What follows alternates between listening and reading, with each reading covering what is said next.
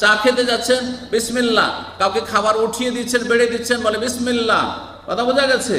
এমনকি বাথরুমেও যাচ্ছেন যখন বিসমিল্লাহ পড়লে শয়তান অন্ধ হয়ে যাবে, জিন শয়তান, আর আপনার লজ্জা স্থান দেখতে পাবে না।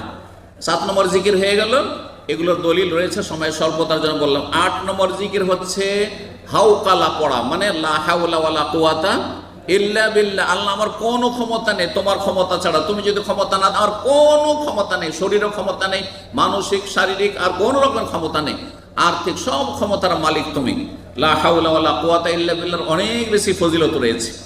9 নম্বর জিকির হচ্ছে দুরুদ পাঠ করা, সালাত পেশ করা। একবার যদি পড়েন তো 10 বার আল্লাহর রহমত নাযিল হবে। সাল্লাল্লাহু আলাইহি আল্লাহুম্মা সাল্লি ওয়া সাল্লিম আলা নবিয়িনা মুহাম্মদ, আল্লাহুম্মা সাল্লি আলা মুহাম্মদ, আল্লাহুম্মা বারিক আলা মুহাম্মদ, এইভাবে পাঠ করবেন। 10 নম্বর জিকির যেটা সবচেয়ে উত্তম জিকির, সেটা হচ্ছে কোরআনে কারীম